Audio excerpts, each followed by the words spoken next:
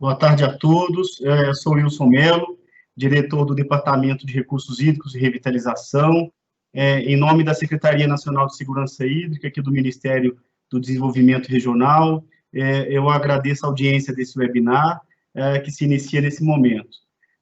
Esse é o último webinar de uma série produzida de 4 webinars produzidos aqui pela ANA, em parceria com o MDR, no decorrer agora desse segundo semestre.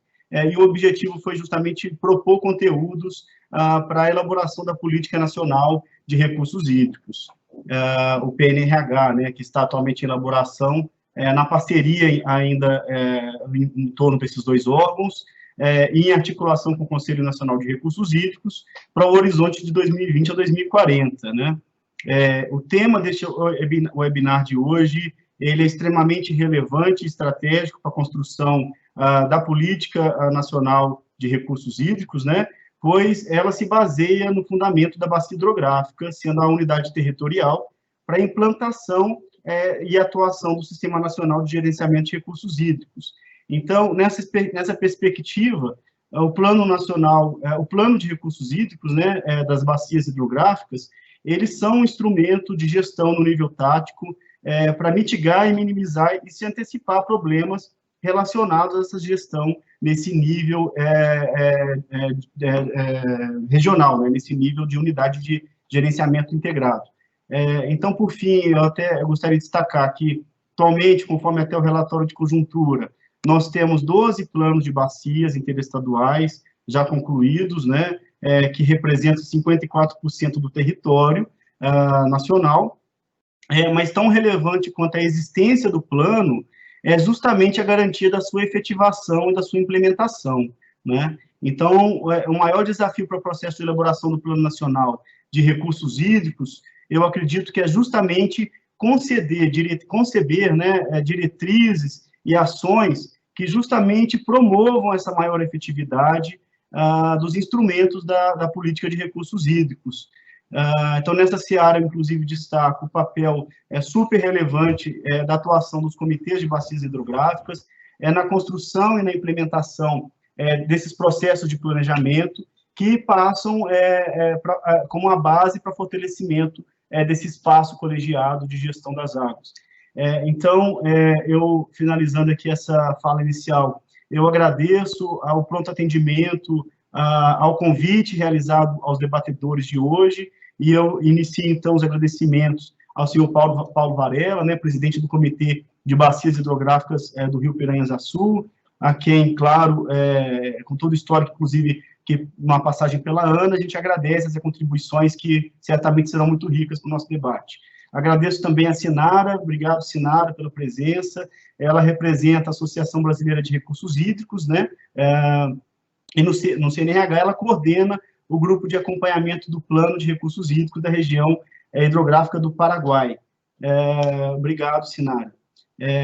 Agradeço ao André Luiz, diretor-presidente da Agência de Bacia do Rio Paraíba, do Sul, da AGEVAP, braço executivo, né, do Comitê de Bacia Hidrográfica do Paraíba do Sul. A gente teve também um convite do senhor Everton Luiz, que é presidente do Comitê de Bacia do Paranapanema, que infelizmente teve um contratempo, mas será muito bem representado pela Soraya Modaelli, secretária executiva do Paranapanema. A gente agradece, Soraya, por aparecer e nos brilhar aqui com esse evento de forma tão emergencial, eu diria, mas certamente vai colaborar muito. Por fim, aqui passo para o Sérgio L. Moraes, que vai ser, inclusive, o moderador deste evento, né? Então, eu desejo a todos um webinar muito produtivo, que a gente possa realmente extrair contribuições relevantes para o aprimoramento da nossa política. Eu agradeço e passo para o Sérgio. Boa tarde. Obrigado, Wilson.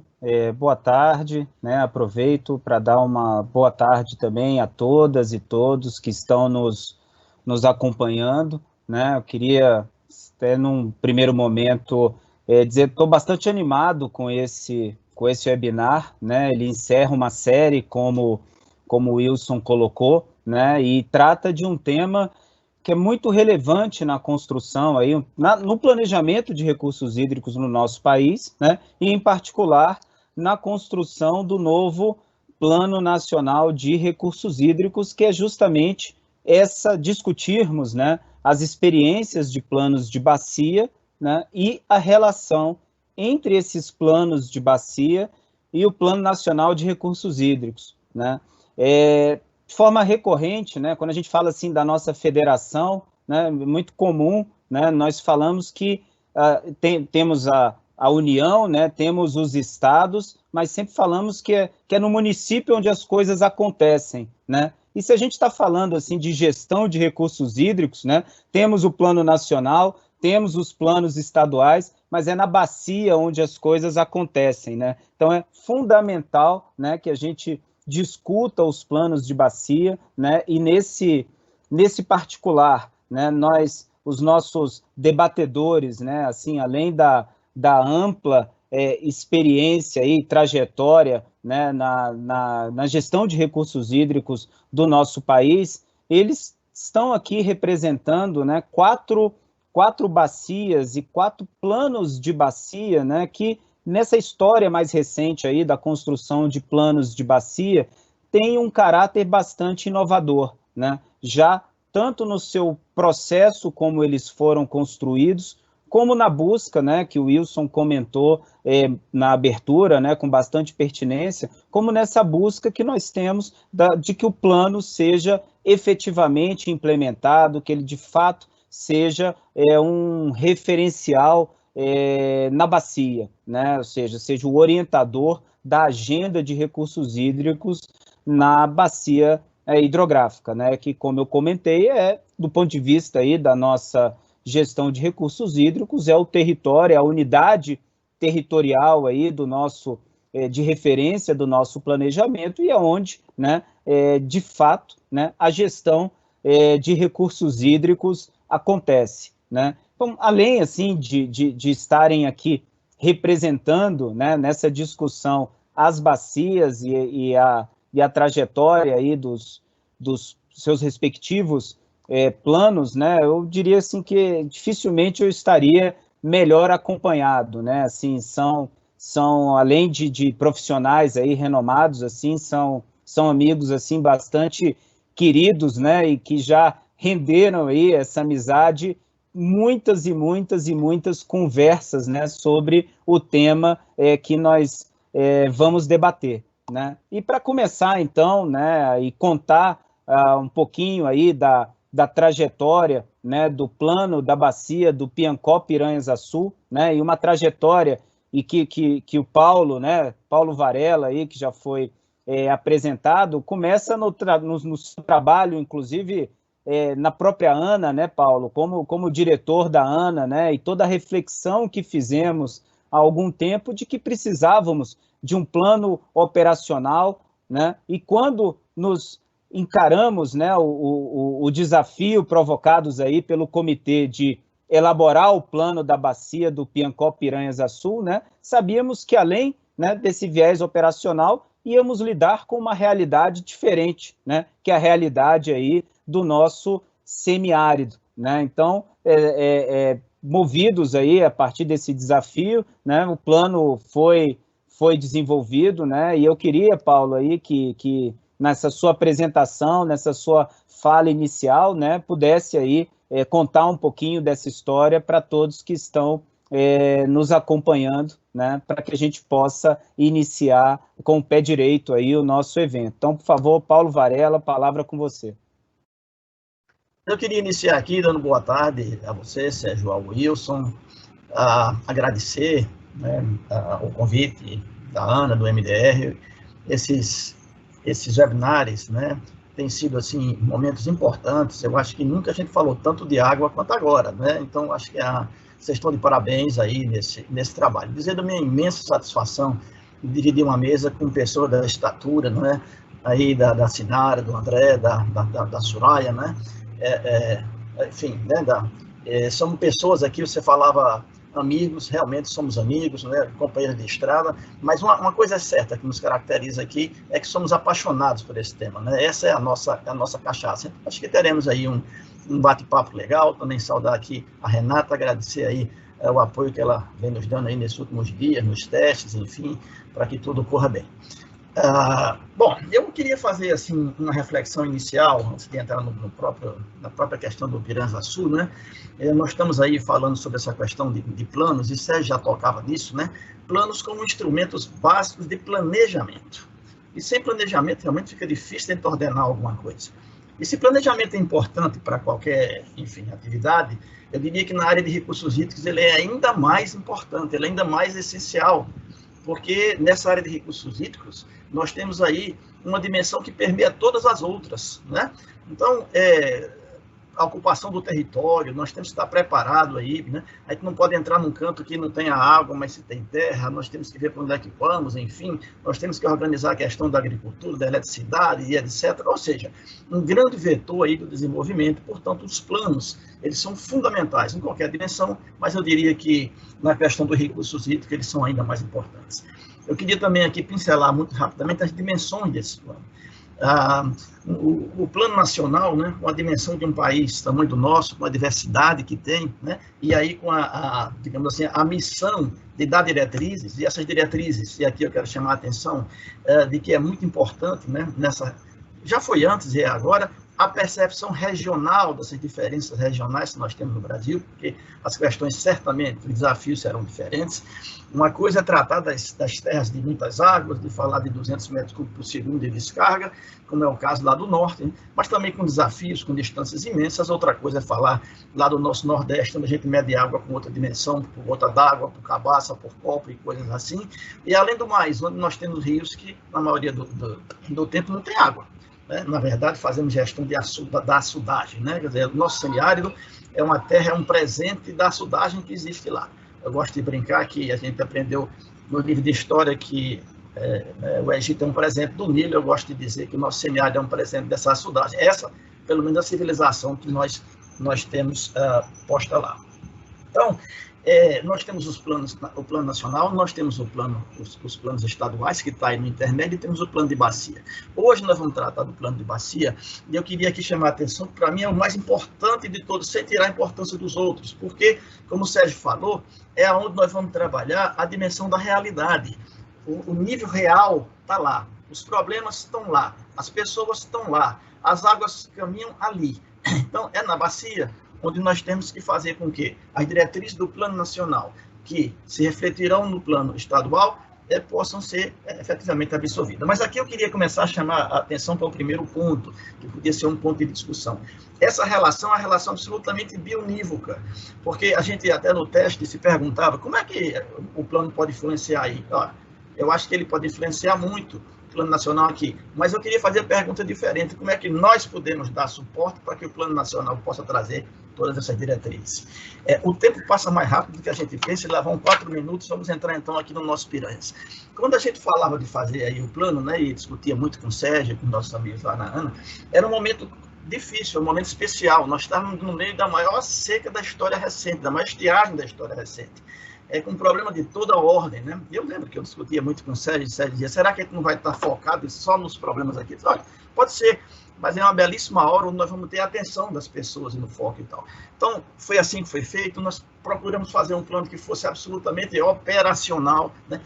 Claro, a gente analisar a videotape sempre é mais fácil, mas os primeiros planos muitas vezes tiveram diagnósticos muito grandes, tiveram perspectivas e anseios muito grandes, mas depois não cabia dentro da realidade. Então, o Piranha-Açu procurou ser um plano que fosse absolutamente operacional, que pudesse ser um plano, não somente um plano de bacia, mas um plano da bacia, e mais que isso, das pessoas da bacia. E nós fomos a campo, acompanhando o doutor Sérgio, de uma ponta a outra da bacia. Depois, é interessante que o plano da bacia do Piranha-Açu, que agora em breve vai ser revisado, ele é um plano diferente, porque ele foi a partir de um comitê único. Ele inclusive foi contratado num plano só. Ia ser um plano do Rio Grande do Norte, um plano da Paraíba, e a gente viu que não, o comitê entrou nesse processo junto e solicitou a ANA, que contratou então, e nós fizemos um plano só como tem que ser, porque essa coisa não tinha como dar muito certo aí, né, para encontrar nas fronteiras 12 planos diferentes. Então, foi feito um plano só. E aí vem a questão do Comitê Único, que eu também queria aqui rapidamente pincelar, porque a nossa lei, como o Sérgio falou, prevê a gestão por ter na bacia como unidade de planejamento. Mas acontece que a gente começou fazendo comitês nas calhas estaduais, e depois juntar tudo isso está complicado. Começou-se a fazer comitês de integração, começou-se a fazer comitês até únicos depois, mas o Comitê do Piranhas Açu ele já nasceu único de gênese. Os conselhos estaduais se reuniram junto com o Conselho Nacional depois, e o que o comitê decide para a bacia inteira, para as águas estaduais e também para as águas federais. Então, foi nessa linha que o nosso plano foi feito. Então, ele é um plano absolutamente muito operacional, ele está sendo muito bem implementado, e ele é um plano que está muito na cabeça das pessoas, nas nossas reuniões, nos nossos contatos. As pessoas que estão dentro da bacia leram, os que não leram discutiram, e é uma coisa conhecida, e muitas vezes a gente está discutindo, mas isso não está no plano. Ora, mas isso está no plano. Então, mais do que tudo, ele é um plano que foi introjetado. Como eu estou com 7 minutos, e doutor Sérgio gosta de ser absolutamente disciplinado, eu vou parando por aqui, gostaria de falar mais uma meia hora, mas certamente a gente vai ter chance de discutir um pouco dos instrumentos, dos grandes desafios que os planos de bacia podem jogar lá para cima, para que essas diretrizes venham de lá. Questão de dominialidade, dos enclaves aí, dessas questões federais dentro das bacias estaduais, coisa dessa natureza, que o plano talvez possa nos ajudar. Muito obrigado, Paulo. Vamos ter sim, vamos ter.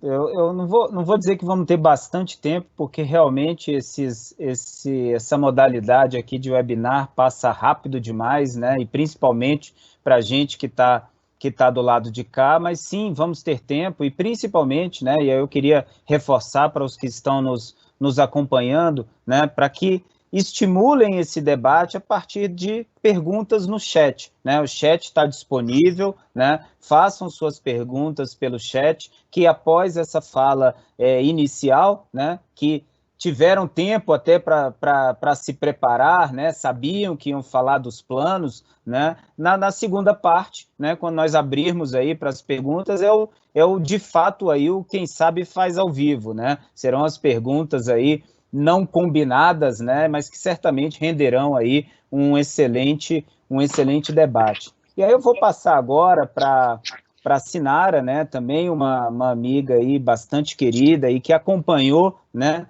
desde o princípio a discussão do Plano do Paraguai, né, da região hidrográfica do Paraguai. Também um plano com uma aprovação recente, né, e aí diferente da realidade que Paulo comentou, né, e da vantagem aí de se ter o comitê único, né, na bacia do Piancó Piranhas Açu, né, o Paraguai já foi numa outra realidade, né, já numa bacia sem comitê, né, Sinara, e aí já acompanhado um plano pela sua importância, né, uma deliberação do Conselho Nacional de Recursos Hídricos para que o plano fosse elaborado, né, numa bacia que não tem comitê, foi instituído aí um grupo de acompanhamento, né, que a Sinara fez parte, acompanhou, e agora, né, enquanto presidente da BRH, a Sinara também está tendo oportunidade, né, a presidente da nossa Câmara Técnica, né, responsável por esse tema no Conselho Nacional de Recursos Hídricos, e tem acompanhado também essa fase que é muito importante, né, e que eu queria que a gente desse ênfase aí no debate, que é justamente o pós-plano, né, a partir do momento em que eu tenho aquele planejamento, né, como é que se dá o desdobramento aí na bacia com a implementação do plano. Então, por favor, Sinara, seja muito bem-vinda, um prazer aí ter a sua participação no nosso debate.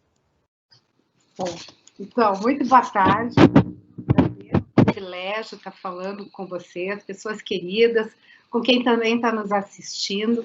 Então, eu agradeço imensamente o convite da Ana e do MDR para falar sobre este plano da região hidrográfica do Paraguai, que, de fato mesmo, eu acompanhei até antes, enquanto Plano Nacional de Recursos Hídricos, que demanda diferentes questões, ou seja, o que demandou ao Conselho Nacional de Recursos Hídricos ter essa resolução, que é 152, de 2003, para que se elaborasse esse plano de recursos hídricos numa região hidrográfica, que não é como a da região semiárida, ela tem peculiaridades e completamente diferentes do restante do país, mas já se apontando a instalação de muitos empreendimentos hidrelétricos nessa região, também todo um processo de usurpação do solo de Planalto, né, da região de Planalto, que com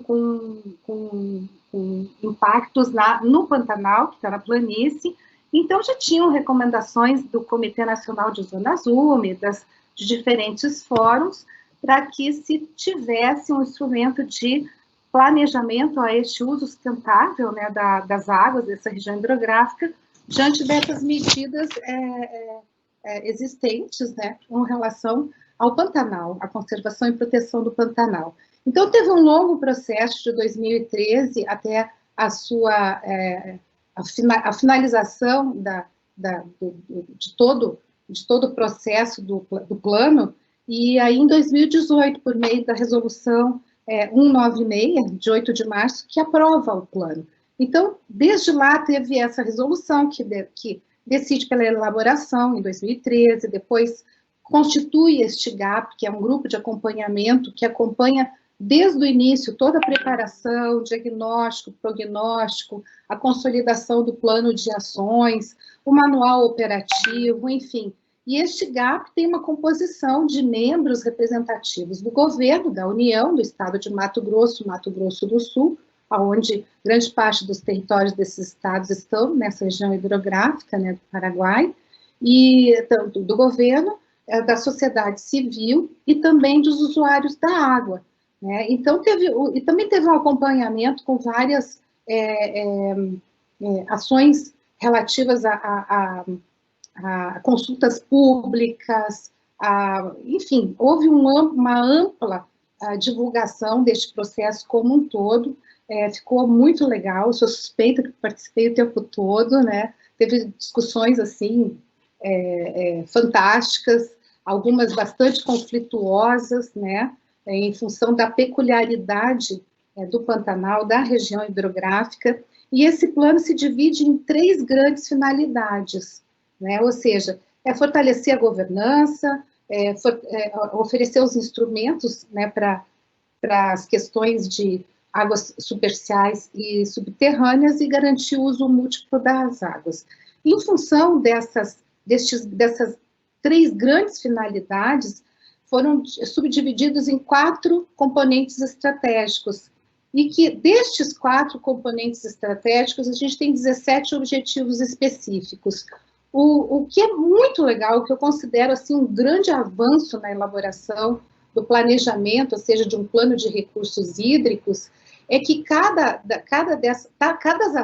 ação relativa às metas desses objetivos específicos, ou seja, desses 17 objetivos específicos relativos aos componentes estratégicos em função da finalidade, das 3 grandes finalidades desse plano, a gente tem 70 ações, 70 metas, ou seja, tem um desmembramento, tem um plano de ação para 70 ações a serem desenvolvidas de 2018 até 2031.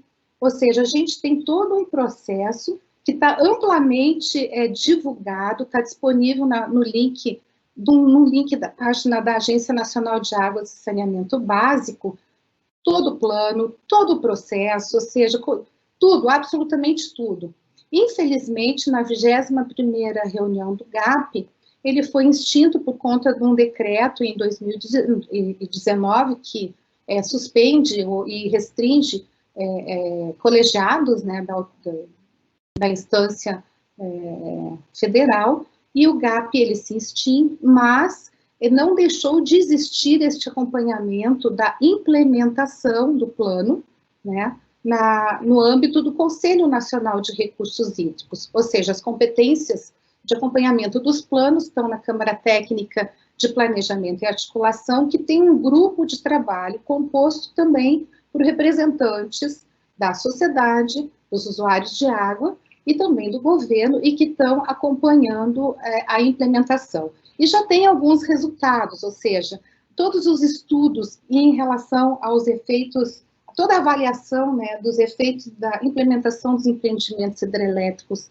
na região hidrográfica do Paraguai foi finalizado, e também teve esse acompanhamento, e está todo disponível na internet, ou seja, nesse link que eu até pedi para colocarem aqui no chat, para todo mundo entrar, está absolutamente todo este processo, enfim, tem o resumo executivo, tem ele na sua extensão total, o plano, tem todo o manual operativo, que tem a descrição de todas as ações, tem o modelo tático operacional de todas as ações de curto prazo, ou seja, das ações que vão até 2021, e com detalhamentos que vão ao nível de ter até a descrição de termos de referência a quem compete desenvolver as ações, enfim. E é claro que um plano é sempre de longo prazo e é um processo dinâmico. Então, acredito que este instrumento está muito bom, está muito completo, mas ele não sai nem do link do site, né, e nem muito menos do papel, e nem da intenção de quem teve esforços para fazer acontecer a elaboração e até a sua implementação, se não de fato tiver o envolvimento dos comitês de bacia hidrográfica, das unidades de planejamento de gestão da região hidrográfica, que compreende boa parte de Mato Grosso e Mato Grosso do Sul, né, e da sociedade, dos gestores e, de uma forma geral, também dos usuários. Eu vou deixar bastante espaço para perguntas, eu espero que perguntem bastante para mim sobre a região hidrográfica do Paraguai, que é bem gostoso de conversar sobre a região hidrográfica. Eu moro nela, eu moro em Campo Grande, Mato Grosso do Sul, metade da cidade de Mato Grosso do Sul está na região hidrográfica do Paraguai, a outra metade está no Paraná, então vai ser um prazer dirimir dúvidas, e enfim, eu adoro falar sobre isso. Muito obrigada mesmo, por ter me convidado para estar aqui. Gente que eu gosto tanto, né? Sou você. Obrigado, Sinara, o prazer é nosso, né, de tê-la conosco, e eu queria já na sequência, né, e para que se faça aí a sua apresentação inicial, passar na sequência aí a fala para o André Marques, né, o André, né, como foi apresentado pelo Wilson, né, diretor-presidente da AGEVAP, né, e aqui a gente encara já, né, e fazendo um pequeno parêntese, André, uma das características aqui do nosso webinar, né, desse nosso evento, né, é que para discutir essa relação plano nacional, planos de bacia, né, e entendendo o nacional, o tamanho do nosso território e a diversidade do nosso território, né? Então, nós saímos ali de um plano no semiárido, né? Nós discutimos aí, a Sinara comentou aí bastante sobre, né, o plano da região hidrográfica do Paraguai, né, onde está o nosso Pantanal, e agora, né, o André vai ter aí a oportunidade de falar um pouquinho aí sobre o plano da bacia do Paraíba do Sul, né? Do ponto de vista, né, da localização do território, né, já bastante diferente, né, das situações aí, né, que foram comentadas anteriormente, e do ponto de vista da gestão de recursos hídricos também, né, André? Porque aqui a gente está falando de um plano em revisão, né, um novo plano, né, a Bacia do Paraíba do Sul, historicamente, aí, é a bacia com o nosso sistema de gestão de recursos hídricos, aí, dos mais antigos, né, na implementação dos seus instrumentos, né, então, já com uma atuação da AGEVAP, né, já com uma aplicação dos recursos da cobrança na bacia, né, e aí o plano, né, tudo isso que a gente está discutindo aqui nesse início de narrativa, da importância de termos da bacia ser o território onde as coisas acontecem, e da importância de termos um plano operacional, né, ele reflete muito, né, na atuação da AGEVAP, né, que em última instância é a responsável aí por boa parte das ações, né, desse planejamento.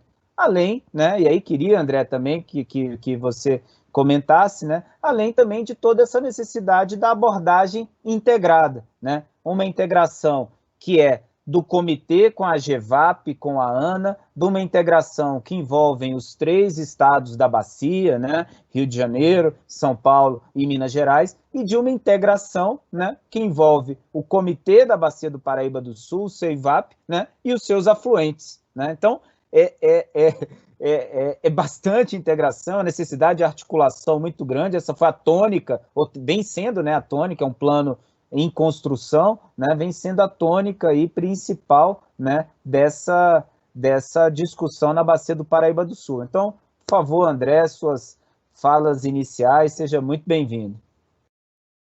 Primeiro, agradecer o convite, né, tanto da ANA quanto do Ministério, do MDR, né, fico muito feliz de estar participando com esse grupo, né.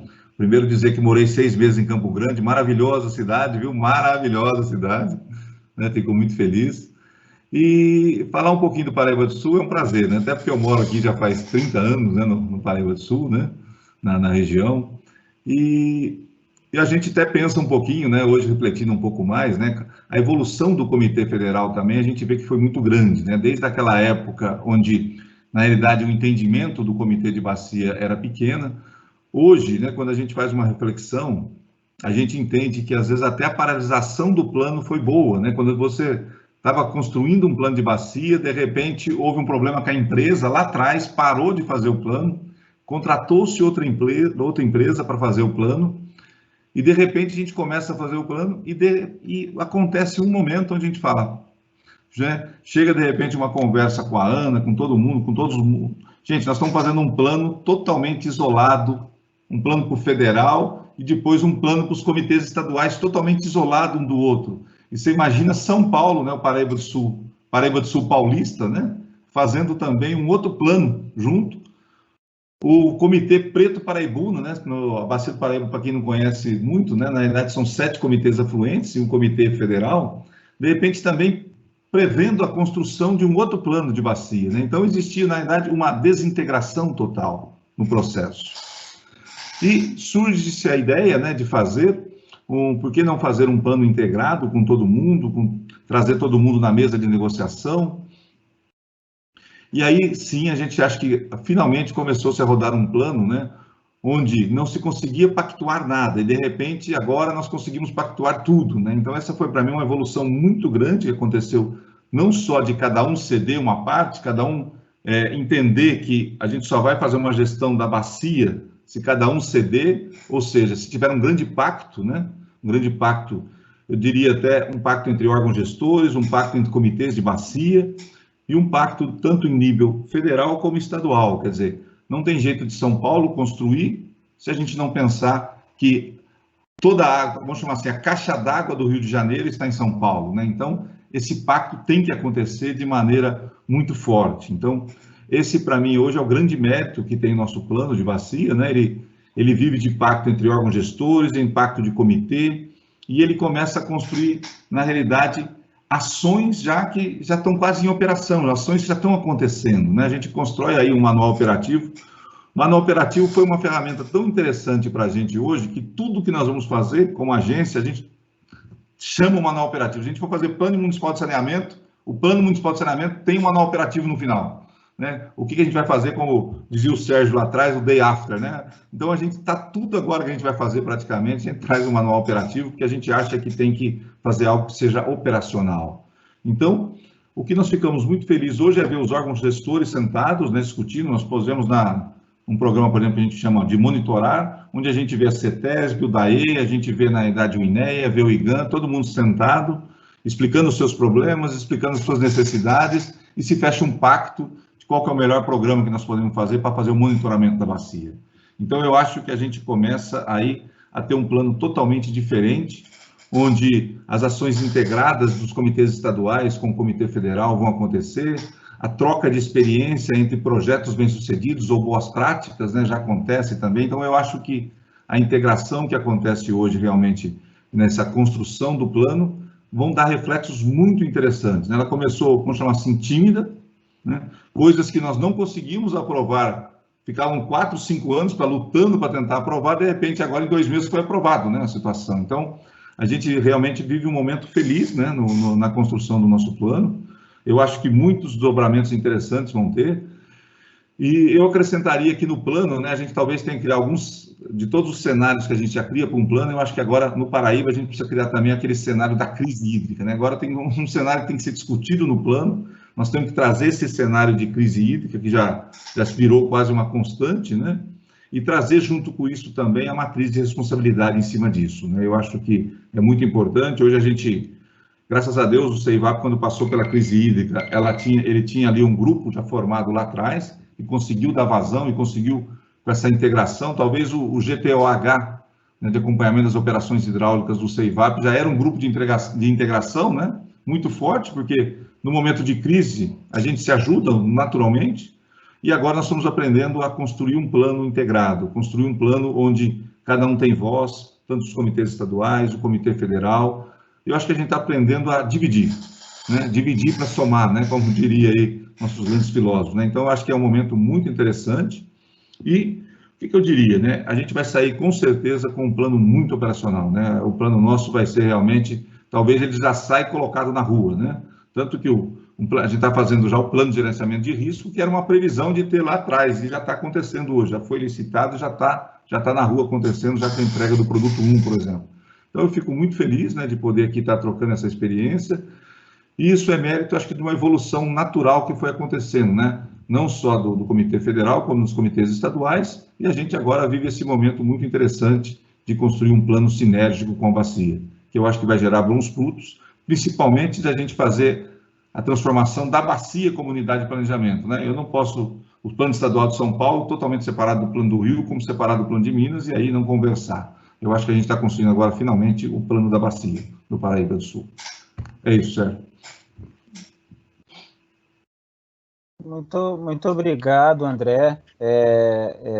Você colocou aí várias questões aí que são muito pertinentes e simbólicas aí, eu diria, dessa nova fase, né, dessa evolução que nós temos hoje, né, no país, na elaboração dos nossos planos de bacia, né, e aí na sequência agora eu queria passar para a Soraya, né, e tem todo um simbolismo aqui nessa passagem, né, porque a Soraya, né, vai poder falar um pouquinho para a gente da bacia do Paranapanema, né, e muito do que foi falado, né, se falou aí bastante do manual operativo, por exemplo, né, se falou da necessidade de um pacto, né, e várias dessas questões aí que foram sendo mencionadas, desses aspectos, eles têm uma origem, né, eles têm uma origem no ambiente que encontramos ali na bacia do Paranapanema, né, para poder, né, no desenvolvimento do seu primeiro plano, né, isso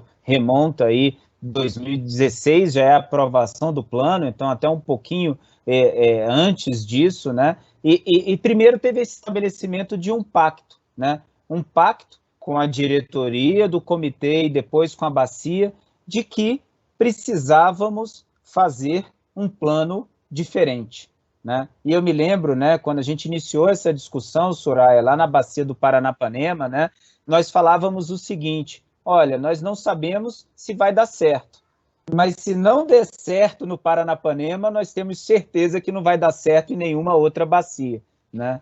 E com base aí nessa convicção, né, Soraya, nós iniciamos aí uma trajetória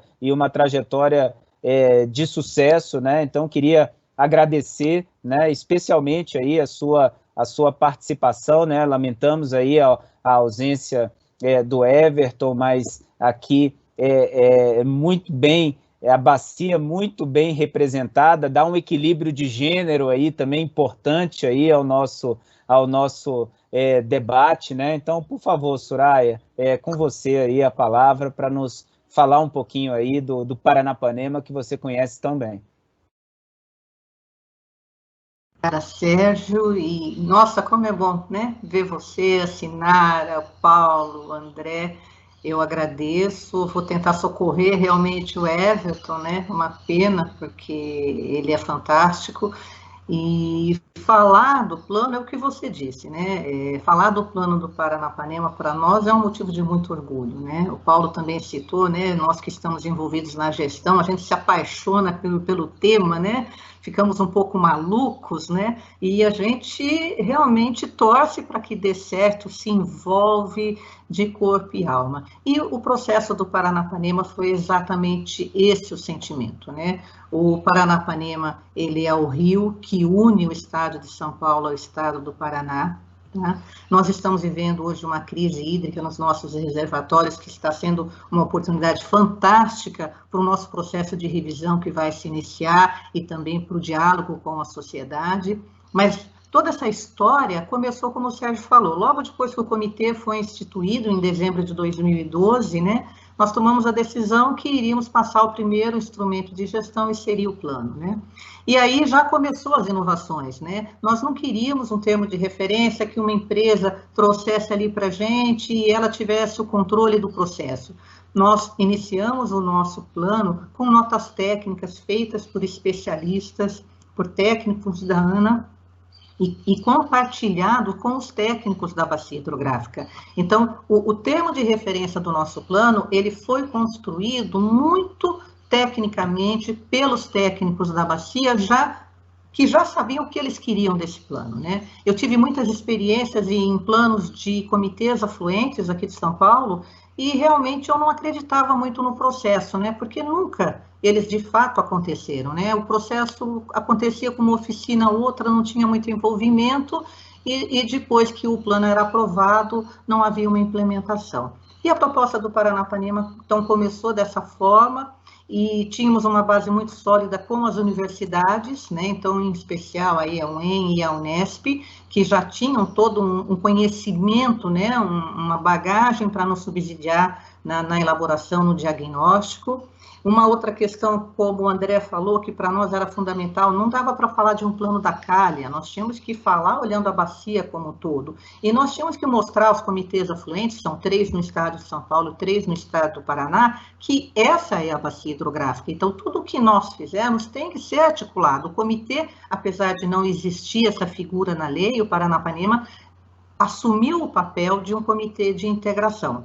E isso foi feito. Então, todo o processo de elaboração do nosso plano, então foram, acho que quase 3 anos aí de articulação com os afluentes e com o comitê da calha, com as ações sendo pactuadas, as nossas agendas, então, os usuários, as agendas que eram de interesse dos usuários, os usuários coordenavam essa agenda, eles buscavam as informações, eles validavam as informações do processo, e com isso nós conseguimos chegar a um documento muito rico, que no momento da sua aprovação, foi uma festa, não precisamos explicar muito, porque todos conheciam o conteúdo daquele documento que estava sendo entregue para a Agência Nacional de Águas e para os comitês de bacias. Então, isso foi muito importante para nós dentro do comitê.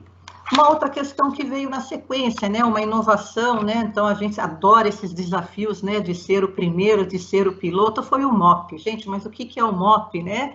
Manual operativo. Meu Deus, como é que isso vai acontecer? E aí aceitamos o desafio, junto com a Ana, que também estava, né, testando essa metodologia. Nós pegamos as 45 ações prioritárias do comitê e fomos fazer o detalhamento. Você imagina o cenário de que aquela ação, quem está envolvido, como que aquilo vai acontecer, eu mando um ofício para quem, eu vou buscar resposta ontem, e aí todo mundo topou, conseguimos construir o primeiro manual operativo, né, e que possibilitou que nós começássemos, de fato, logo na sequência da aprovação do plano, a sua implementação.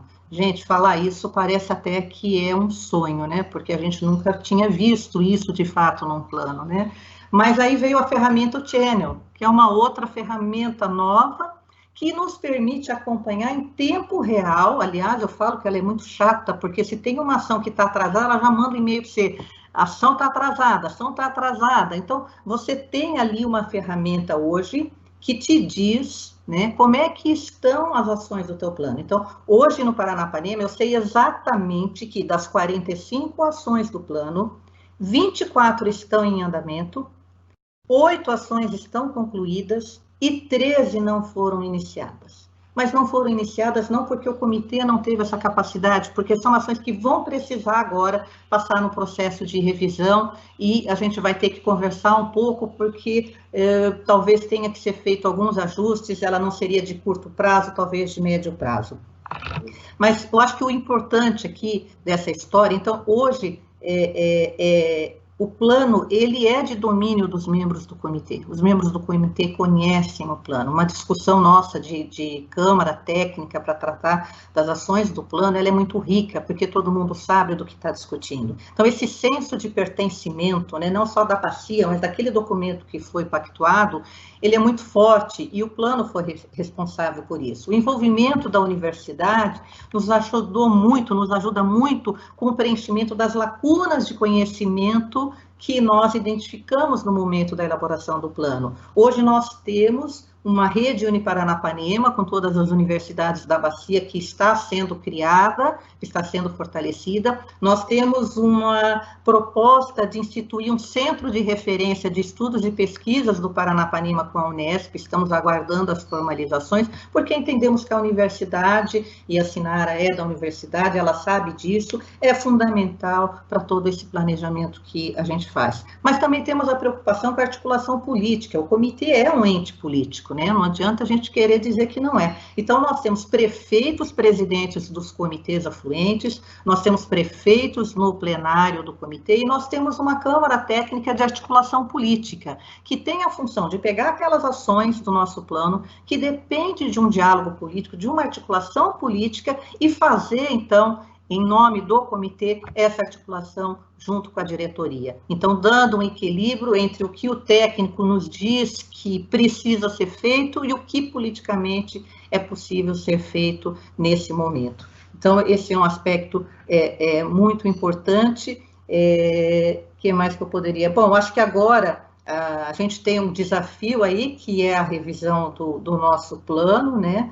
E nós temos certeza que será um outro processo muito rico, corrido, né? Porque a gente quer cumprir os prazos, nós somos muito disciplinados com isso, né? Então, nós temos até 30 de novembro do ano que vem para aprovar a revisão, mas conscientes de que a revisão, ela não é um novo plano, mas sim uma correção de rumos que sejam necessários, o comitê já está a postos com todos os seus representantes para, de fato, fazer aí uma revisão que vai agregar mais valores ainda ao nosso plano de recursos hídricos. Estamos bem mais maduros, né, desde lá quando a gente começou, né, André, como você falou, e sabemos exatamente aonde nós queremos chegar, né? Então, eu acho que eu paro por aqui, Sérgio, não sei se eu atendi aí a expectativa, mas quando eu falo do plano, eu realmente me empolgo, porque eu não acreditava nesse processo, gente.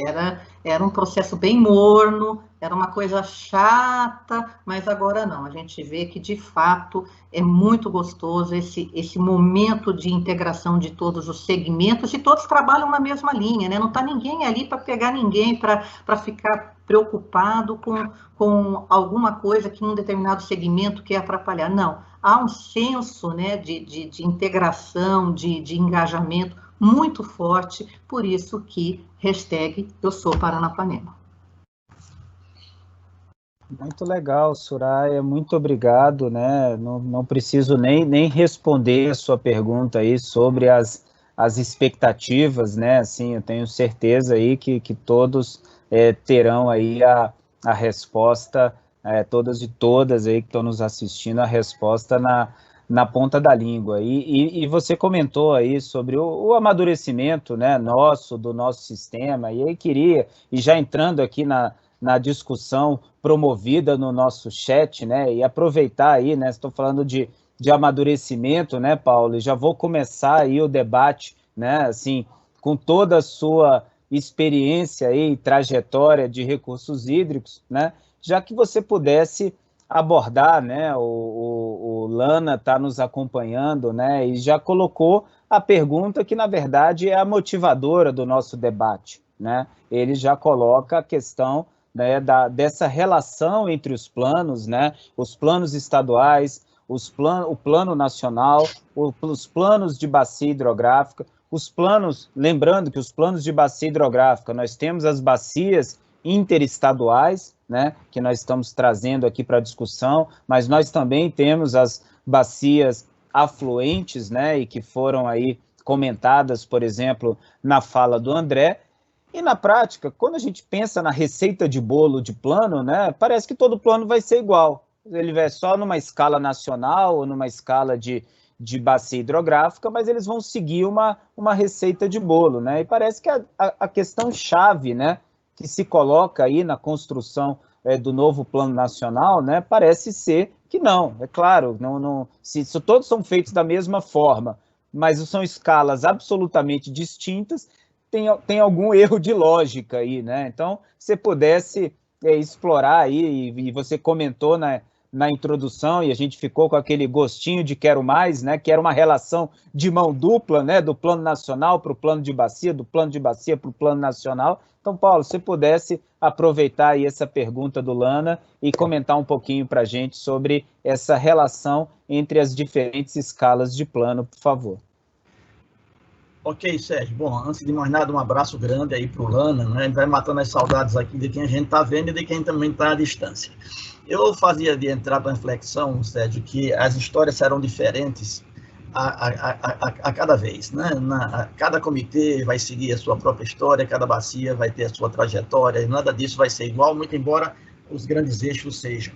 A gente falava dessa relação bionívoca e a gente chamava a atenção de que o plano de bacia, ele está no plano real, ali é que as coisas acontecem, portanto, a gente chama a atenção, inclusive, da revisão do plano nacional, para que ele procure perceber onde estão os problemas e daí lançar as grandes diretrizes.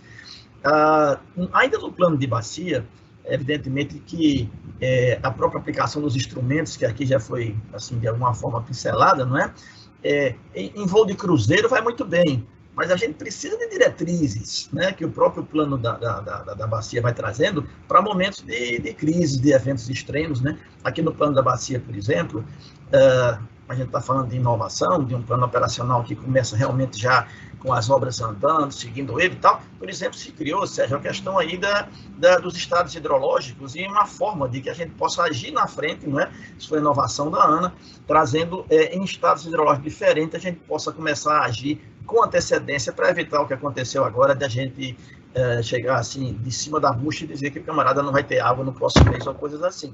Mas isso são questões do próprio plano da bacia. Nessa relação, e nós temos que pensar ainda no plano estadual, que ele está no intermédio, vamos dizer, desse processo, essa relação tem que ser muito importante. E aí eu queria chamar aqui, Sérgio, a atenção de uma questão que a gente não tocou. A nossa história até aqui, a nossa experiência, principalmente o que está acumulado aí na ANA, já mostrou que nós temos alguns gargalos. Então, nós temos que buscar em cada região onde estão colocados esses gargalos, né, que aí reflete na questão de dominialidade, reflete uma série de questões que, por exemplo, no projeto Legado, que está aí na ANA, isso foi levantado, nós não vamos ter tempo de entrar aqui em cada uma dessas grandes questões. Mas elas agora são conhecidas, elas não podiam ser conhecidas lá atrás. Uma outra questão que eu acho que o Plano Nacional podia nos trazer agora seria uma perspectiva de dar um pouco mais de horizonte, né? A gente sempre estava meio perdido, sem saber se estava atrasado, se estava adiantado, etc. e tal. Podia nos dar alguns horizontes, evidentemente, que respeitando aí, né, essa diferença regional. Então, assim, eu acho que a inspiração do Plano Nacional, ele nasce aqui dentro da bacia. O ideal seria que já tivesse em todo canto, né? Diz que não tem, ele vai orientar para que se crie. Mas onde já existe, onde nós já temos experiência, que ele possa absorver, né, que traga nos seus poros os problemas que nós já temos aqui e nos ajude, nos dê guia, nos dê direção, principalmente quando nós tivermos eventos críticos em andamento ou coisas que saem um pouco do voo de cruzeiro. Obrigado, Paulo. Excelente, eu acho que a gente vai poder explorar mais ainda essa pergunta do Lana, né, no decorrer aqui do nosso debate, e eu vou inverter um pouquinho a ordem, senão o André vai brigar comigo se eu não fizer essa pergunta a ele, né? Ele vai dizer, eu sou o cara do saneamento, pô, como é que é a pergunta sobre a compatibilização dos planos de saneamento, né, com o plano de recursos hídricos, como é que não foi feita para mim, né? Então, André, por favor, se você puder falar um pouquinho aqui dessa relação, né? E eu já queria deixar a Sinara aí preparada, né? Porque eu queria que você emendasse, André, além da questão do saneamento, né? Porque tem uma pergunta que foi colocada, né? Pelo Tibério, né? Pela Rita, que é a questão do financiamento dos planos, né? Rita colocou até numa outra perspectiva, né? E a sua perspectiva, André, é de uma bacia com recursos da cobrança, né? E aí queria que você falasse aí da questão do saneamento, mas numa bacia com recurso, e depois a Sinara vai ficar com o abacaxi de responder, né? Como é que eu faço, né? Nessas bacias aí com planos, né? Em que eu não tenho recursos, né? De onde vêm os recursos para implementar os planos, né? E como é que o Plano Nacional pode orientar essa questão? Então, André, primeira bola sua aí, saneamento e recursos para implementar o plano. Primeiro eu tenho que, na verdade, fazer um comentário aqui, que o Flamínio do Doce me mandou um zap que eu tenho que falar, né? Ele mandou para a Soraya, obrigado pela aula, viu, Soraya? Ele gostou muito e ficou empolgado com o plano que o deles vai começar a executar agora, verdade, muito no começo do ano, está empolgado com o plano, está esperando, então eu tenho que fazer esse comentário aqui que ele fez e pediu para eu falar isso para você. Tá? Ô, Sérgio, a gente fica feliz, né, que, na realidade, a agenda setorial, né, na realidade, agora cabe, sim, aos... O que a gente tem que entender, né? Que o Comitê de Bacia é um ente político, como a Soraya disse, muito forte, né? Na realidade, ele é um ente político e ele tem condição de fazer, inclusive, essas articulações políticas entre, na realidade, os vários planos que nós temos, né? Não só o plano de saneamento, como o plano de lixo, e eu acho que a gente tem que ter uma conversa muito forte com os planos diretores municipais, né? Para trazer o município na conversa, né? Já que lá muitas coisas acontecem, né? Então, eu acho que essa articulação de vários entes, né? O comitê pode ser, na verdade, o grande eixo, né, desse processo. Eu acho que, de certa forma, o comitê lá atrás, ele começou, né, tivemos uma evolução grande, né, fizemos aqueles planos de saneamento, depois fizemos os projetos e hoje estamos colocando o carro na rua, né?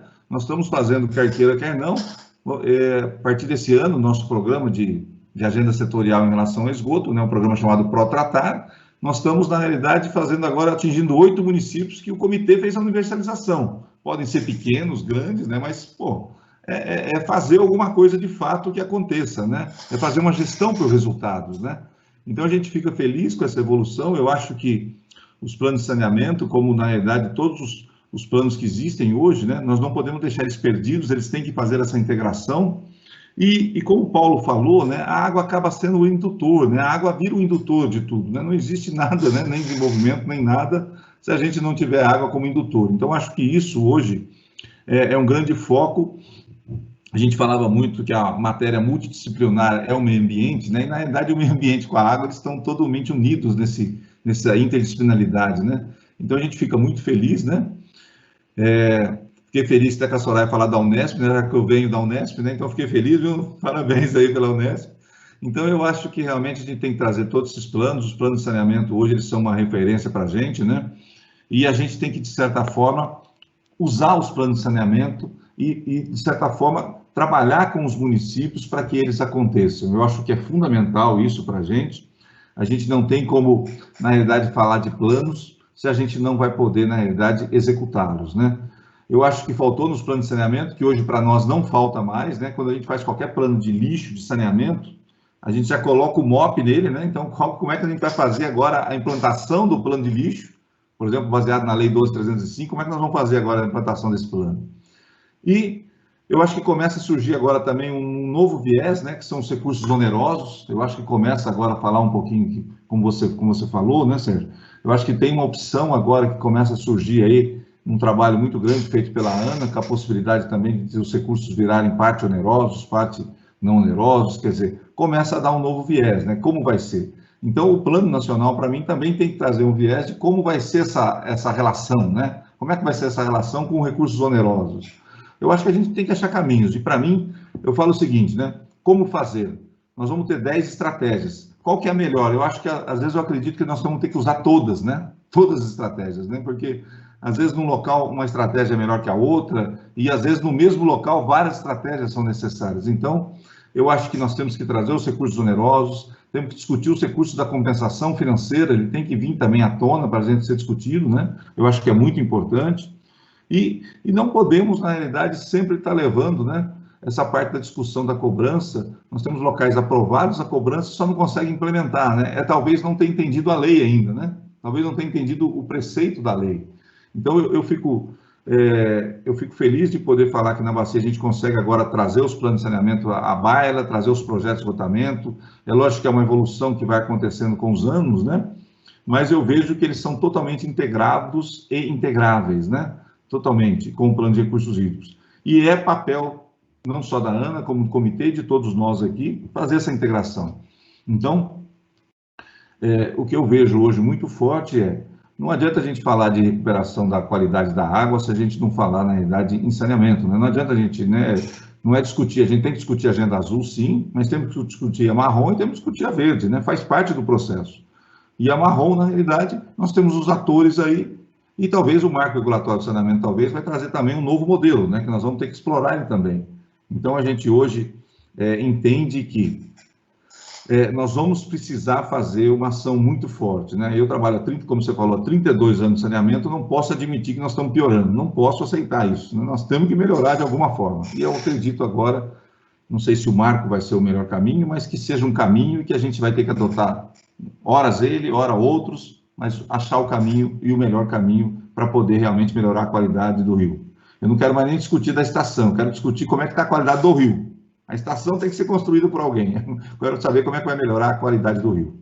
É isso, Sérgio. Muito obrigado. Valeu, André. E você comentou, né, André, você comentou do integrável, né? E aí eu queria colocar uma deixa aqui para a fala da Sinara, né? Dei até aqui uma pegadinha aqui no Jean, né? Que ele passou direto para a Sinara. Desculpa, Jean, mas só para poder fazer um gancho aí para a Sinara poder desenvolver, né? Muito do que a gente está discutindo aqui do processo nosso de planejamento, o plano tem que ser integrável, ele tem que ser implementável, né? E quando a gente está discutindo os recursos financeiros para essa implementação, é muito importante que a gente planeje tendo consciência do que até onde vai a nossa capacidade de execução. Não a capacidade só do ponto de vista financeiro, do ponto de vista executivo, mas do ponto de vista de governabilidade, né? Como o André comentou, é a agenda azul, é a agenda de gestão de recursos hídricos, esse é o cerne do plano, mas eu tenho as interfaces com as demais agendas, né? E até onde eu vou nessa interface, como o Paulo também colocou, depende de cada plano, depende de cada região, depende de cada escala, né, de planejamento que eu tô tratando. Então, Sinara, planos implementáveis, né, e como financiá-los, né, e como viabilizar essas ações planejadas, né, e como fazer essa ponte, né, nesse tema do Plano Nacional para os planos de bacia.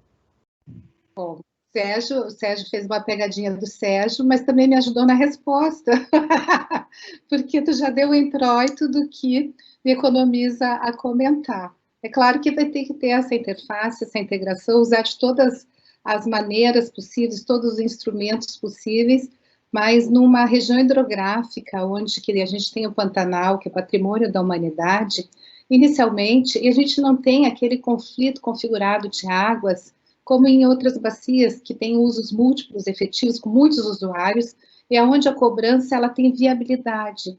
Inclusive, do próprio plano da região hidrográfica do Paraguai, é uma ação de longo prazo, o estudo da viabilidade da cobrança nessa região hidrográfica. Mas até chegarmos lá, a gente vai ter que ter, sim, o apoio dos órgãos gestores, do governo, de todo o empenho, né, dos usuários e da sociedade entenderem o que é este processo de planejamento e gestão de recursos hídricos, os comitês se apropriarem, os comitês das unidades de planejamento de gestão dos estados de Mato Grosso e Mato Grosso do Sul entenderem o propósito, aonde que se quer chegar, para que dê o dinamismo necessário, e creio que mais ou menos, Sérgio, nesta questão, até a gente chegar lá, neste processo de maturidade, até chegarmos a um instrumento efetivo de cobrança, que ainda precede do estudo de viabilidade, vai ser mais ou menos como o pagamento por serviços ambientais, que foi promovido também por um programa da Agência Nacional de Águas, e aconteceu aqui em Campo Grande, aqui na bacia do Guariroba, que abastece Campo Grande, 2/3 da cidade, e que foi incentivado pela Agência Nacional de Água e Saneamento Básico, e foi um embate, ninguém queria se integrar ao programa, e depois, no decorrer da carruagem, quando já não havia mais possibilidade até de colocar mais pessoas neste contexto, aí todo mundo começou a brigar para também poder participar. Então, por vezes, e acredito que é o que vai acontecer, e acontece aqui, há uma fundamental importância do aporte de início dessas questões todas, até com fundos como o do GEF, enfim, que muito aportaram recursos para elaborar os estudos do PCBAP, né, do Plano de Controle da Bacia do Alto Paraguai, e de diversos outros projetos e programas que nos levaram a essa maturidade do desenvolvimento do plano de recursos hídricos dessa região, né? Então, a gente vai ter que usar um mix. E vejo que também essa integração de saneamento com recursos hídricos para a nossa região hidrográfica, vamos ter que misturar essas agendas por conta dos próprios investimentos e até por conta da peculiaridade dos impactos que são gerados nas questões socioambientais e que se revertem aonde? No panorama hídrico da região hidrográfica, né? Então, a gente tem toda essa possibilidade que tu mesmo comentaste, como o André comentou, né, das diversas possibilidades, mas, inicialmente, até a gente chegar à consolidação do instrumento da cobrança, tem um processo de muito aporte, de comprometimento da União e dos 2 estados para incentivar essa mobilização, essa maturidade que ainda não existe aqui na região hidrográfica. Obrigado, Sinara. E aí já passo, vai ficando mais dinâmico o nosso debate, tá, pessoal? O tempo corre rápido e a gente quer tentar responder aí a todas as perguntas do chat, né? E, Soraya, eu queria aproveitar aí toda a sua experiência com os comitês, né, para que a gente possa até responder a 2 perguntas aí que foram colocadas, né? Uma das perguntas fala até se existe algum conflito de competência aí, seja com a área ambiental, seja com a atuação aí do município na bacia, né? Eu imagino que o comitê, na verdade, é até um ambiente para se resolver os conflitos, né? Não para criá-los, né? E aproveitando, né? Já que a gente está falando de conflito, né? Também foi mencionado e acaba sendo uma particularidade que todas as bacias aí que estão aqui representadas têm passado, em especial o Paranapanema tem enfrentado, que é a crise hídrica, né? E aí o comitê acaba tendo que ter uma participação também nesse aspecto, né? E imaginamos, né, que temos essa lacuna do ponto de vista do planejamento, né? O nosso planejamento ele tem tido dificuldade muitas vezes de se antecipar às crises que enfrentamos, né? Mas eu acho que a gente tem agora que aprender com as lições, né? E como é que a gente trabalha aí também essa questão comitê, crise, no nosso processo de planejamento. Com você, Soraya. Ok, Sérgio. Bom, eu não posso deixar de falar com o Lana e Paranapanema também, tá?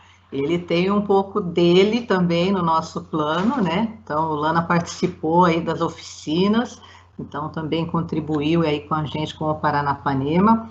Bom, Sérgio, eu vejo assim, conflitos, como você falou, todas as bacias elas têm, é impossível você não ter, mas eu acho que o que atrapalha um pouco, muitas vezes, é a falta de conhecimento e as expectativas que as pessoas criam com relação ao comitê. Muitas vezes a expectativa é que o comitê é executivo, que o comitê é fiscalizador, e aí o comitê não faz, e aí o comitê não funciona. Então, eu acho que muitas vezes a gente esbarra nessa falta de conhecimento de como o sistema funciona, do papel realmente do comitê enquanto um ente de articulação na bacia.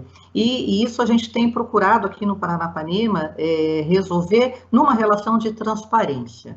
Essa relação de transparência, ela cria realmente confiança naquilo que está sendo feito no comitê. A gente costuma dizer aqui o seguinte: conflito aqui no Paranapanema não cria raiz.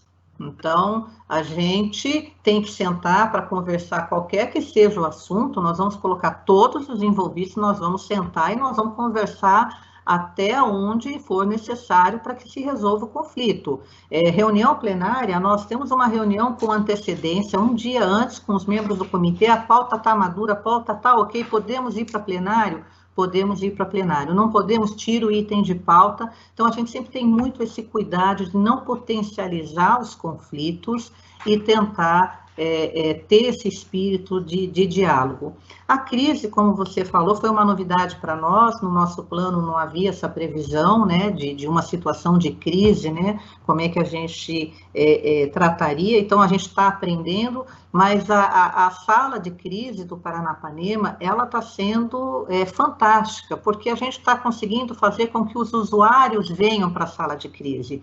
Os usuários estão vendo a postura do comitê na defesa, né, de um nível mínimo dos reservatórios para que a gente possa ter aí todos os usos múltiplos que são feitos no entorno garantidos. Então, nós estamos falando com a imprensa está usando os boletins que o comitê toda semana solta em função da crise hídrica. Então, para nós, essas crises, né, essas situações de conflito, nós estamos usando ela para fortalecer o comitê. Mas é lógico, também não é tudo maravilha, né? A gente tem, com certeza, alguns desafios.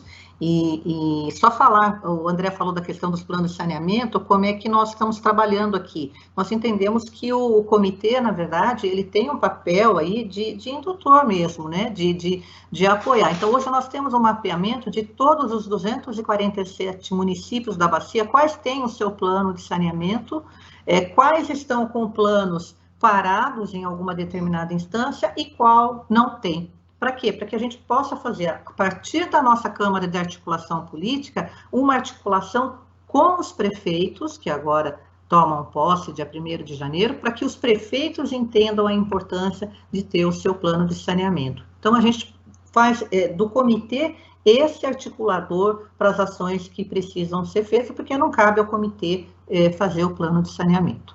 Obrigada, Sérgio. Obrigado, Soraya. Paulo, já vou passar direto para você aqui uma questão bem interessante, na verdade, duas questões que elas se relacionam, né?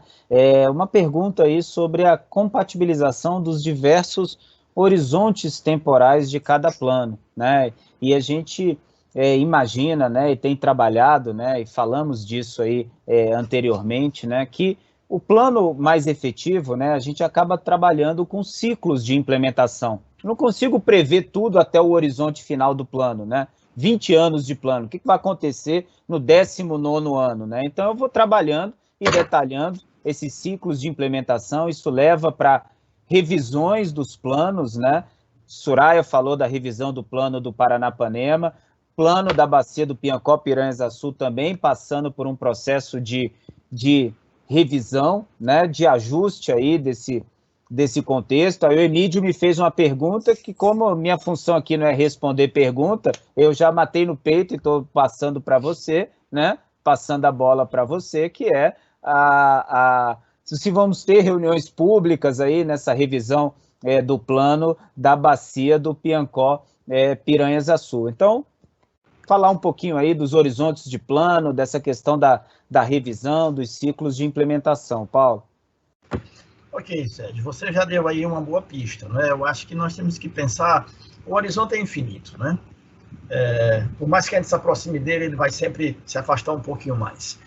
O problema é que está exatamente nesses ciclos de revisão. Aqui eu queria trazer o conceito de que o importante nesse ciclo de revisão é que a gente possa fazer uma análise do que já andou, né? Uma avaliação e aí um ajuste de rumos quando for necessário para que o novo ciclo possa acontecer. Ou seja, nós temos que aprender no caminho, nós temos que aprender com o caminhar, né? Então, acho que isso é muito importante, é muito rico, mas evidentemente que eu diria que, digamos assim, como está posto esse horizonte de 4, 5, 6 anos, enfim, isso vai variando aí, é suficiente. O importante é que a gente realmente aprenda com esse tempo e vá sempre reajustando, que isso é o normal da gente caminhar.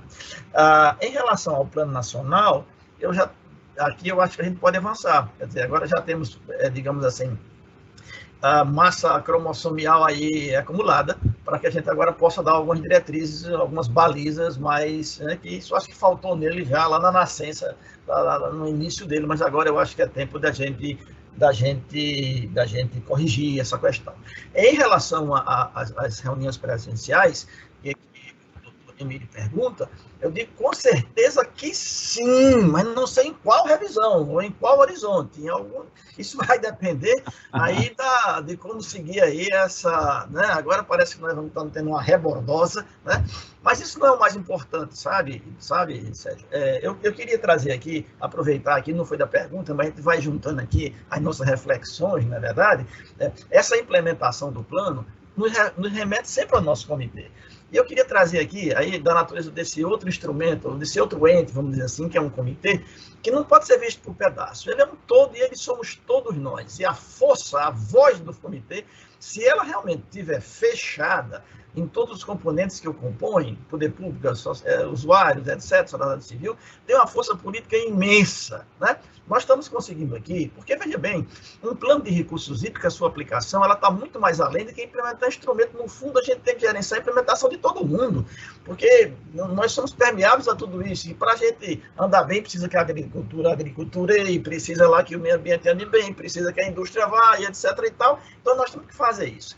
O doutor Sérgio é testemunha, por exemplo, agora nós estamos já com o projeto Siridó para ser implementado, são 300 milhões. Onde é que tem esse dinheiro, gente?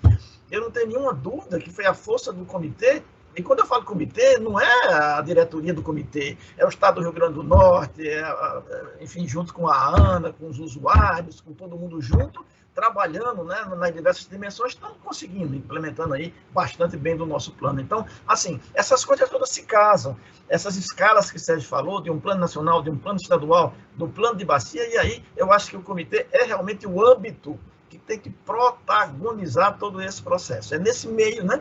Conflito, gente, é muito bom, e era da natureza da gestão de recursos hídricos. O que nós temos que evitar, como diz a Soraya de criar rainha, nós temos que evitar os confrontos. Agora, os conflitos é da natureza e é legítimo, né? Quem está montante precisa de uma coisa, quem está jusante quer o contrário, e nós temos que procurar aí o caminho do meio para que a gente possa continuar. Então, finalizando aqui, doutor Sérgio, eu diria que o nosso trabalho não é um trabalho de gerações, é um trabalho de encarnações para quem acredita que isso possa existir, ou seja, ele está aí para sempre. Os nossos ciclos, nós vamos ter que calibrar. Ele é um meio de calibração do nosso caminhar. Muito bom, Paulo. Sinara, uma das desvantagens aí de ser professor é que você fica sempre com as perguntas difíceis, né?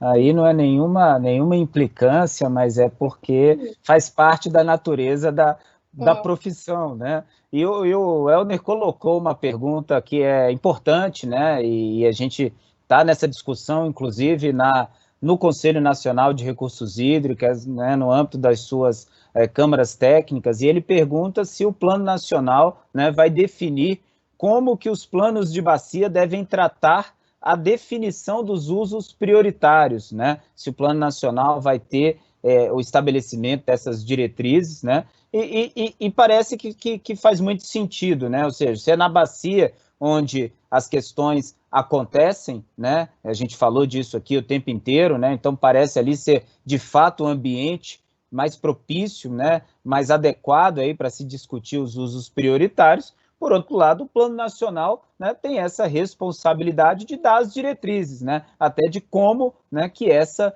discussão deve acontecer. Então, é a pergunta aí do Helder, para você comentar um pouquinho aí, né, e continuarmos, né, nesse debate aí da relação entre o Plano Nacional e o Plano de Bacia. Olha, eu acredito que o Plano Nacional agora, que está nesse processo até de elaboração para o novo período, deve incluir essas diretrizes, sim, assim como também a definição de áreas críticas. Isso é dificílimo a gente entender quais são aquelas questões de áreas críticas em termos de gestão hídrica, usos prioritários, evidente, sem ser no caso da escassez, e ainda tem uma outra temática, além desta, que se torna muito concreta, que é a questão da mudança climática. Gente, eu estou numa região hidrográfica aí que tem sala de crise hídrica no Pantanal, né? Por quê? Porque vem aí de um processo de seca bastante severa, de 4 anos para cá, e que este ano realmente potencializou de uma forma absurda os incêndios aqui no Pantanal, né? Então, a gente tem uma série de questões que neste processo de implementação do Plano Nacional e dos planos das regiões hidrográficas, do de bacia hidrográfica, a gente teve muito aprendizado.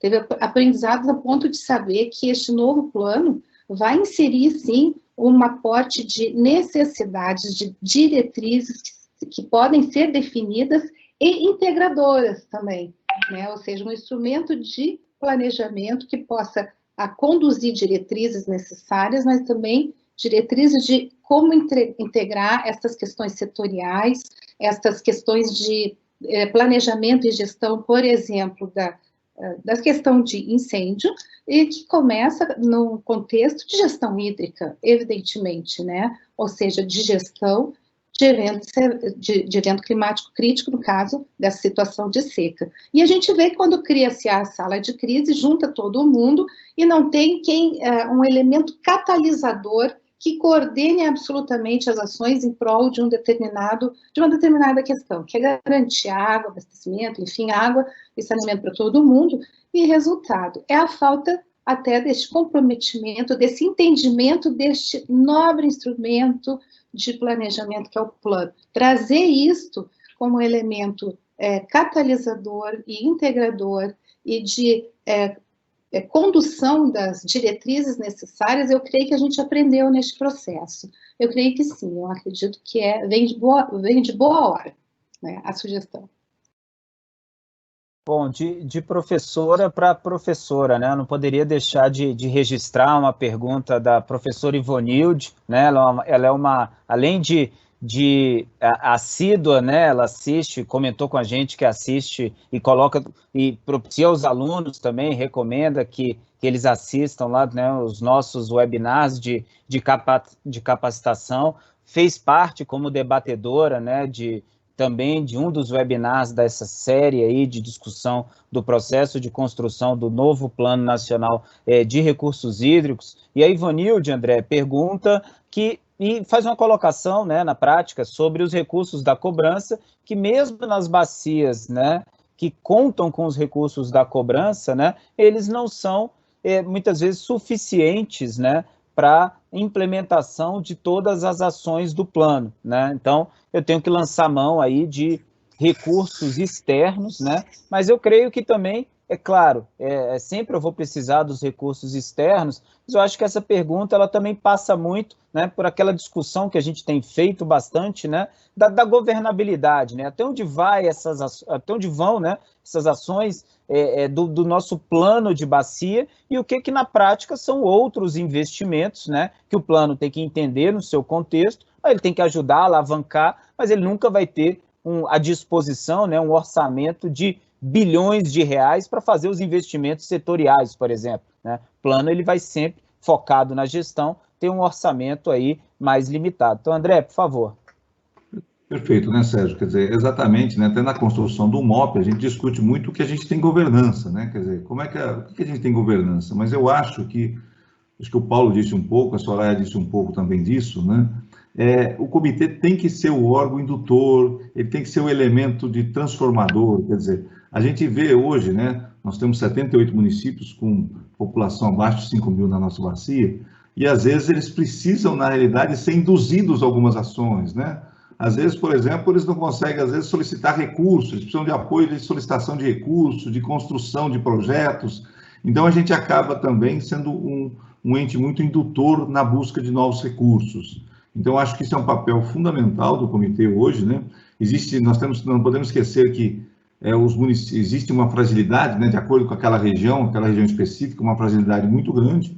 Então, nós nunca vamos pensar na bacia ou no dinheiro da cobrança como o resolvedor de tudo. Não vai acontecer isso. Não espere como o dinheiro da cobrança o resolvedor de todos os casos.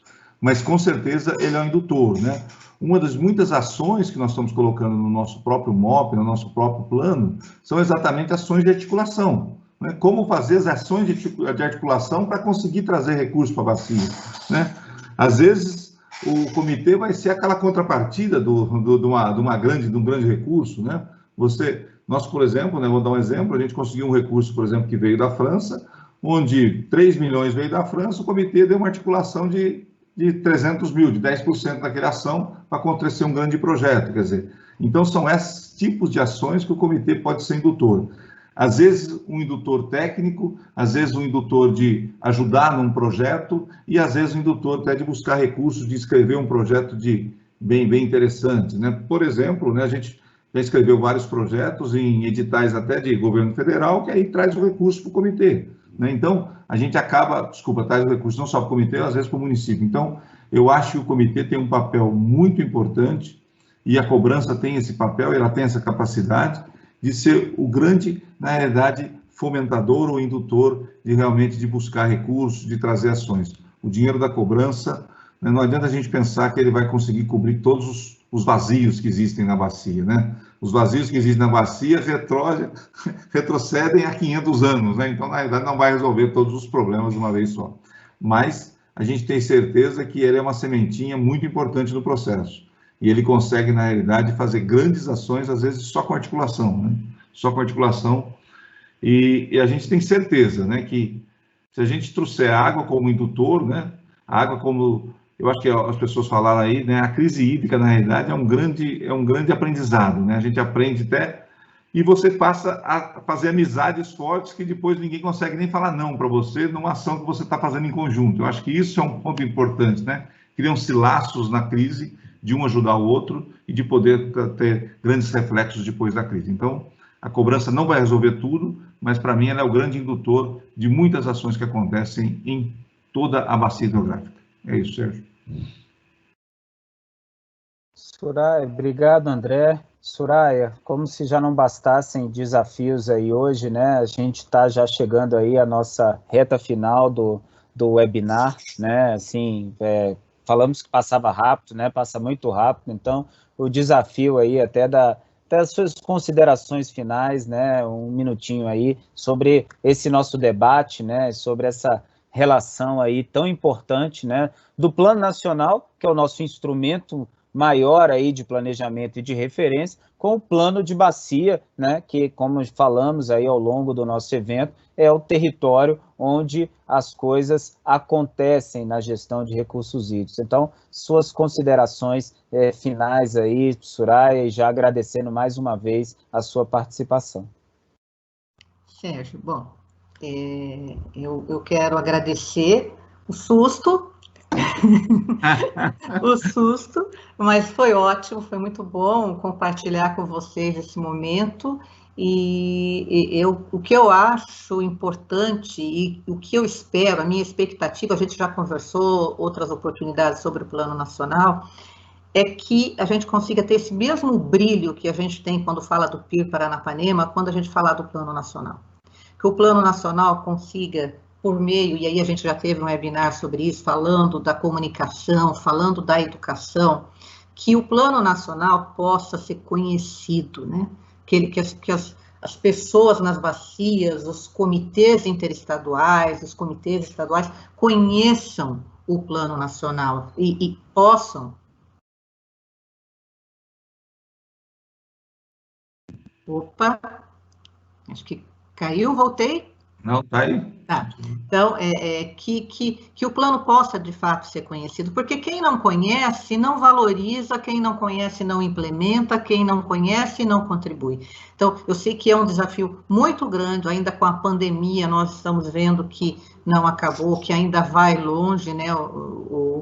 A gente achou que estava melhorando, mas me parece que não. Então, eu digo isso, o que eu espero, usem, né, os planos que nós temos aí muito bem feitos nas bacias, principalmente interestaduais, nas bacias estratégicas, mas eu quero ter brilho no olho quando eu falar do Plano Nacional, que realmente a gente se aproprie desse instrumento, né? Eu acho que é uma nova proposta agora, ele não pode ser igual ao anterior, ele tem que ser muito melhor, ele tem que ser muito com a nossa cara, com a cara dos comitês de bacias que somos todos nós.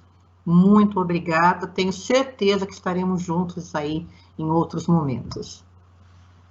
Obrigado, Sinara. Mulheres primeiro, né? Então, Sinara, suas considerações finais, sua responsabilidade é grande, né? Presidente da BRH Hidro, presidente da Câmara Técnica, né, que conduz aí o Plano Nacional de Recursos Hídricos, né? Sua mensagem final aí no nosso webinar, por favor.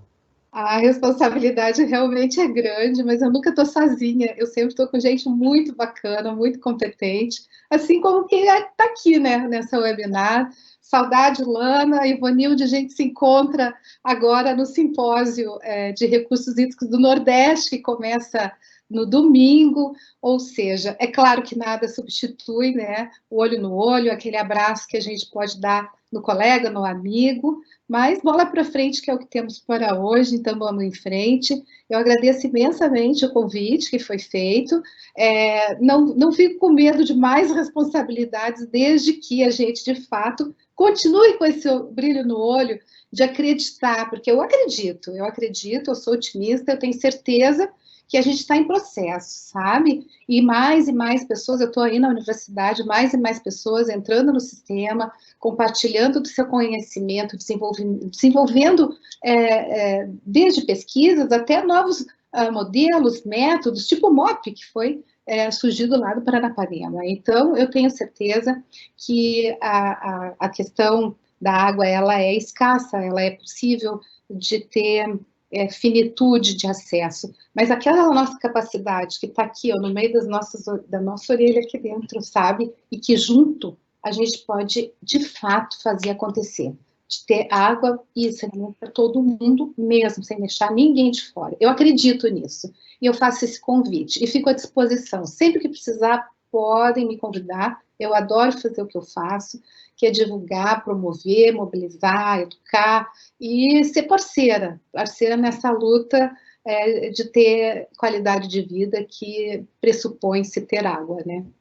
Isso daí. Obrigado. André, rapidinho, porque a Renata e o Jean já estão cobrando aqui da gente o encerramento. Por favor, suas palavras finais.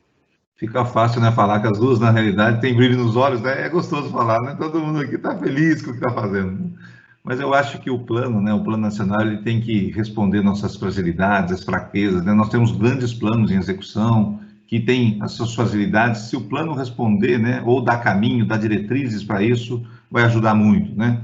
Nós estamos falando desde recurso oneroso, falamos aí de os problemas da agricultura que tem. Então, se ele conseguir responder isso e conseguir dar essas diretrizes, né, e como a gente fala, né, a gente realmente participar da construção de uma forma que a gente realmente, eu diria até integrar, né, integrar dentro do plano, né, onde os comitês possam se sentir participantes, se sentir que são todos um só. Eu acho que a gente vai ter realmente um grande plano e vai responder aquelas fragilidades e fraquezas que a gente sente hoje, né? Isso é fácil hoje levantar com cada comitê, onde é que ele acha os gargalos, até porque as pessoas que estão, às vezes, no comitê já estão há muito tempo, já conhecem, já sofrem com isso, né? E trazer também, e como trazer comunicação ao público novo, né? Então, eu agradeço muito a participação, eu acho que a gente vai fazer um plano diferente, né? Eu acho que isso é o mérito da Ana, tá? Eu tenho que falar, a Ana está trazendo grandes ferramentas e ferramentas interessantes nessa construção, e a Ana constrói de uma forma que eu acho bacana, que é sair fora da caixinha, né? A gente não fica dentro daquela caixinha preso, não, ela vai trazendo novas ideias, e isso vai ajudando muito, né? Porque isso fomenta a imaginação das nossas mulheres, né? Então, isso ajuda muito. Tá? Então, queria agradecer, parabéns, e estamos à disposição para qualquer momento aí. Muito abraço. Valeu, André. Doutor Paulo Varela, iniciamos com você, vamos terminar com você, suas considerações finais. O André falou aí da Ana, eu sei que a Ana está no seu sangue, assim como o semiárido, assim como a bacia do Piranhas-Açu. Então, por favor, Paulo, suas considerações finais. Ok, Sérgio, eu serei rápido, que eu sei que você está sendo cobrado, então eu quero trazer aqui, antes de mais nada, uma palavra de satisfação, de ter dividido com vocês essa tarde.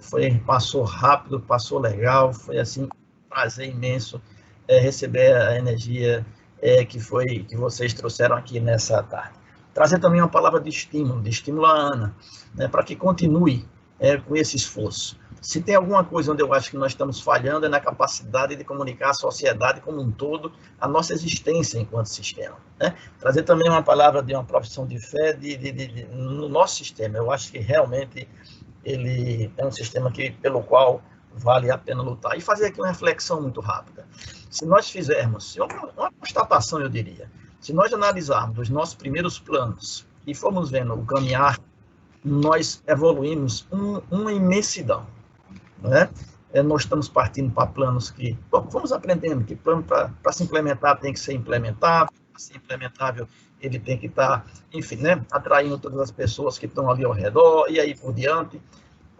Nós estamos com planos operacionais, nós estamos com planos cada vez mais execuíveis, os comitês estão muito mais presentes, então nós caminhamos muito na direção dos planos de bacia. Eu diria que os planos estaduais começam também nessa linha, e acho que temos aqui um espaço, até pela questão de lapso temporal e a primeira revisão, né? Eu tenho uma expectativa muito grande de que o plano estadual, o plano nacional possa evoluir muito também, até na esteira do que aconteceu lá na outra ponta, né? Nós agora já temos tempo, já temos reflexão, já temos aprendizado nas bacias, que demandam sim, aqui foi colocado pelos nossos colegas, né, algumas diretrizes. Doutor Sérgio, quantas resoluções solitárias nós tivemos que fazer lá na crise agora do semiárido, nas costas de 3 ou 4. Por quê? Porque faltava até, né, nosso plano não estava pronto, faltava a diretriz e nós tínhamos que decidir ali de alguma forma. Então, assim... a gente está com um probleminha com a sua câmera, você consegue... Desculpa te atrapalhar no meio, mas só para a gente conseguir te ver. Aliás, eu trabalhei nesse fundo aqui para ficar bonito, ele estava desligado, era por isso, o problema não era na câmera, era no DDO aqui. Mas, enfim. Então, eu acho que a minha expectativa é de que o plano realmente vai dar um salto muito grande, porque ele vai na esteira de tudo isso. Por fim, eu diria que a gente tem que realmente aprender com o que aconteceu até aqui, e como inspiração final, eu diria, mirem as bacias. Ali nós já conseguimos detectar os gargalos, seja do ponto de vista da implementação dos instrumentos, seja do ponto de vista da questão da dominialidade, seja do ponto de vista, eu deixei por último, de alguma forma, de alguma maneira, o plano tem que encontrar caminho na área institucional, para fazer algum estímulo, para que realmente, eu acho que nós podemos tropeçar nos próprios pés, se nós não conseguirmos fazer com que os órgãos gestores estaduais possam aí fazer seus concursos definitivos, enfim, nós precisamos de gente. No final, um abraço muito grande e dizer que foi um prazer imenso estar aqui com vocês.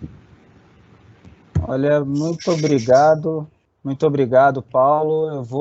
Eu vou encerrar, pessoal, até com uma frase aqui do chat bastante oportuna, né, que fala que as pessoas são como água, crescem quando se juntam, né?